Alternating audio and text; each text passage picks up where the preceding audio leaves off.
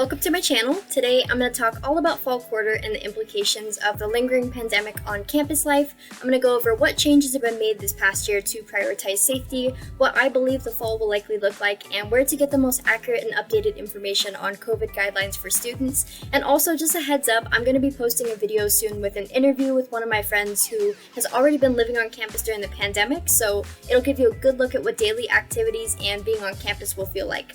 So with all that aside, I'm going to get into the main segments of the video. This past year, resource centers on campus have been closed and the functions have been delivered remotely. This includes the Career Center, the Academic Resource Center, which I work for, the library, Costo Hall, etc. The dining halls have all been converted to grab-and-go status, the hub has been closed, and events have been delivered remotely, either over Zoom, Instagram live streams, or Vimeo live streams. You can drive to the campus and walk around by yourself as long as you stay socially distanced from others. Recently, a lot of students traveled to the campus for graduation pictures as well as adapted graduation ceremonies, which took place last week at limited capacity. Just a couple months ago, the SRC, which is the Student Rec Center, opened at limited capacity. Areas like the tennis court, lap pool, and the fitness center have opened, but it's not just a free-for-all for whoever wants to show up. You have to follow social distancing protocols and complete a daily wellness check, among other things. They also close the center periodically to clean the equipment, so you do have to sign up for time slots to visit the SRC. You can see the full procedure at recreation.ucr.edu/return. Some students have been living on campus this past year, but it was a dramatically lower number than normal years. Most hall events took place either on Zoom or in a socially distanced format, and masks were required in community spaces. The same goes for the campus apartments as well. Research was generally shuttered because obviously there's no way to get large pieces of lab equipment sent home with researchers, and it is difficult to stay socially distanced in a lab setting. However, UCR did have researchers working on coronavirus specifically on campus, but as far as student-professor cooperative research, that was practically non-existent this past year. Most recently, the UC system announced on June 17th that they would be requiring all students, faculty, and staff to be vaccinated in the fall.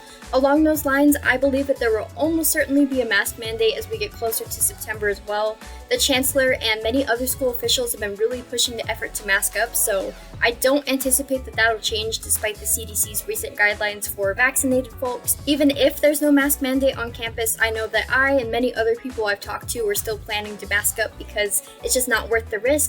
And on the topic of classes, I know that UCR's official announcement was that fall classes would be about 75 to 80% in person, but for myself, I only have a single discussion section online out of all of my lectures, discussions, and labs, so just be prepared that the 75 to 80% estimate may be way off. I can't speak for other resource centers, but for the Academic Resource Center in particular, at this time, since we haven't heard official communications about campus reopening, we're planning for program training to be in a remote environment. Likely some ARC functions like tutoring and peer mentoring might also have to continue remotely next year as well. In my opinion, the SRC protocols really set the precedent for other areas of campus as well. It's my guess that you'll likely have to register online for any areas that might be restricted to limited capacity.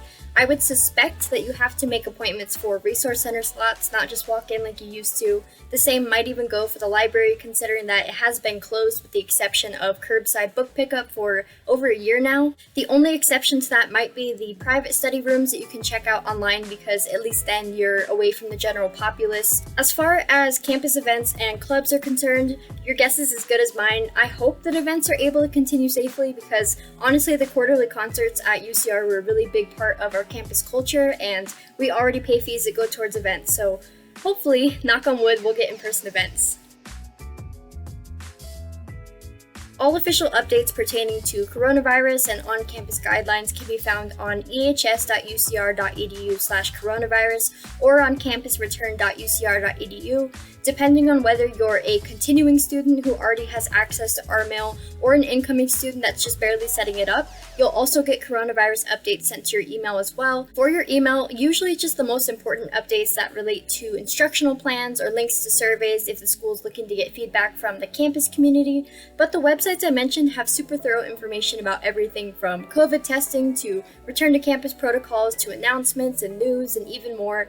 You can always email the Student Health Center if you have a specific question that you don't see an answer to online, or if you need help booking a vaccine appointment. But for the most part, these websites are going to be your one-stop shop for all information about coronavirus. And that's going to wrap it up for this video. If you have any more questions or concerns about fall quarter, go ahead and drop a comment below and I will get back to you. Also, let me know how you're feeling about going back to in-person classes. I'm really curious to see how other people feel as well. And like I mentioned, stay tuned for another upcoming video about housing procedures and staying on campus during the pandemic. Subscribe so that you don't miss a notification for that video, and I'll see you next time.